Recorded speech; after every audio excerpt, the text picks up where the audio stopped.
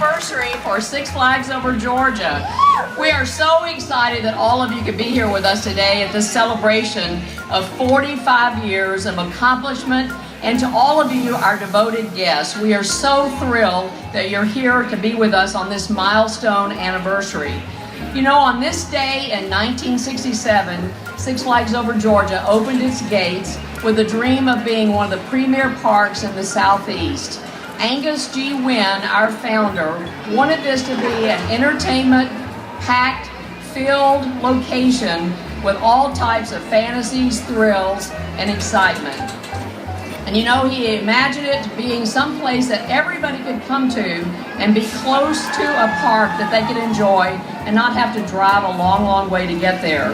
And you know, in all those years, all these 45 years, Six Flags Over Georgia has served millions of guests in a very family-friendly environment.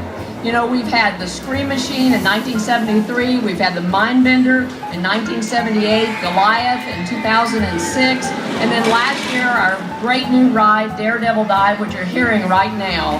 And then the one thing that we're very excited about is that this year we have just premiered Illuminate, as seen on TV in America's Got Talent. And if you haven't seen it, make sure you see it today. It's a fabulous, fabulous show. We also are very proud that there are so many of our team members that are here. I've been with Six Flags 45 years, and there are many team members that have also been with Six Flags. I'd like to recognize any of our team members or former employees that are with us today. If you would just stand or raise your hands. A lot of good people, thank you. There's Bob, all right. And one of the other things that we had the honor this morning, early this morning at 9 o'clock, we had a dedication to a wonderful and just kind and gentle man, Cleveland W. Smith Jr., who was a general manager here early on, and we have lost him last fall. And we did a dedication of a bench for him at our carousel, which is just a fitting area for him. I'd like to recognize today his family, Sherry Smith, Amber, and all their grandchildren, and Trey. If you would please stand up. Thank you so much for being here. At this time, we're very honored because we have a very special guest that used to work with the park. Believe it or not, he's going to tell you all the tales of back in the day. He was just telling me he only made like $1.35, and I said, gosh, you got a raise, because I think when I started, I only made $1.05. But anyway, he is a very largest selling comedy recording star. He is a multiple Grammy Award nominee and best-selling author of 11 books. May I also introduce you to Mr. Jeff Foxworthy. Hey y'all, how are you? This brings back a lot of memories for me to be behind the gate here, and we were talking, I think you made $1.35 an hour. I made $1.70 an hour when I worked at Six Flags. Let me tell you that story. It was 1975. Me and my best friend decided we were going to get jobs working at Six Flags for no other reason than all we wanted to do was meet girls. And we figured this would be the best job in the world, to meet girls. And at the time, the Scream Machine and the log ride were probably the two biggest attractions. Somehow we thought in our mind, if we put in applications, we were going to get jobs at the log ride. It was going to be the perpetual wet t-shirt contest all summer long for me and my buddy. Unfortunately, our jobs that we got, his job was scooping M&Ms in the candy shop. My job was sewing names on sailor hats. No girl has ever talked to a guy sewing names on sailor hats.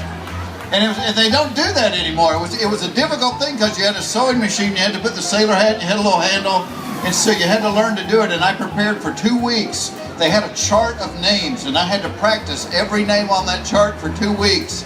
And I remember my very first customer, they walked up the first morning the park was open, and I said, would your daughter like a sailor hat? Yes, she would. Would you like her name sewn on it? Yes, we would. I said, all right, what's her name? They said, Kajava. I said, I have not practiced Kajava. C-H-A-A-V-A. I still remember it, and I cranked it out. But it was a great place to work. I love it. Here's the thing, even as a comedian, I love amusement parks because how many people here, by show of hands, think your family's crazy? See, that's why I have a job. And that's why I love amusement parks, because no matter how crazy you think your family is, when you come to the amusement park, after 5 minutes, you feel better about your own family. Be honest, you ever done that? Just walked around and gone, oh my gosh, I gotta go get somebody to see this man. Come here, get out of line, it's worth it. You gotta see this guy, come on. Over by the cotton candy, don't look, don't look. Is that the hairiest back you've ever seen in your life? It's like Bigfoot in a tank top. Oh my God, it's a woman. Oh, and she's got kids. Somebody married that woman. Oh no, it's Aunt Betty. That was the great thing about Six Flags, was the people. People watching it. And one of the people that I used to watch and used to talk to, I could never talk to a girl that was visiting the park, but I always could talk to the girls that worked here once we got off of work. And I had to verify this with Melinda.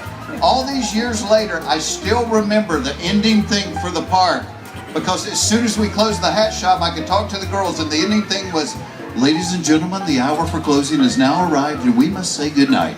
Our host and hostess hope you've enjoyed your stay and will come back to visit us soon. The park will reopen tomorrow morning at 9 a.m., but for now, a pleasant good night.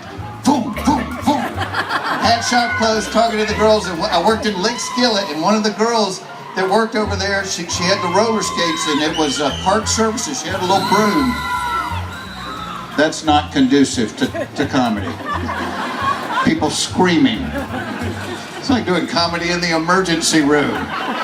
So you might be, But one of the girls that worked there scooping up trash, and code 13, which was vomit, that was the secret code. She worked in Lick Skillet too, and she had a weird name. Her name was Greg, and she would come talk to me in the hat thing.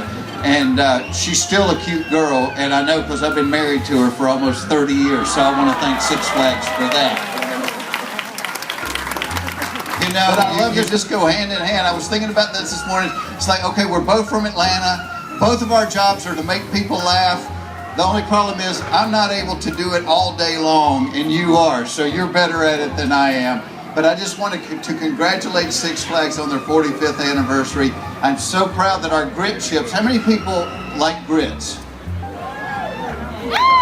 Let me tell you the cool thing about, if you like grits, you're gonna love them. If you don't like grits, you're gonna love them. This is the coolest chip. And when they came to me with the idea, I was like, I don't know about this. And I started eating them, and they are so delicious. And so I'm so proud that our Jeff Foxworthy Grit Chips are the official sponsor of your anniversary. And thank you so much for making me feel so welcome being back here today. And I can ride everything for free, right? See you out there. We'll do pictures, sign, whatever. Oh, I gotta stay? All right. Well, we aren't going to let him get away without having a memento to leave for all of his years and fun years at Six Flags Over Georgia. First off, you have a framed picture of yourself. Oh, wow. More fun, a caricature of Jeff. With a sailor hat. I love it. Sailor hat. Foxworthy. They didn't have any problem spelling that. How about that? Thank you so much, Melinda. That is awesome. Thanks, y'all. God bless you. Thank you for being here.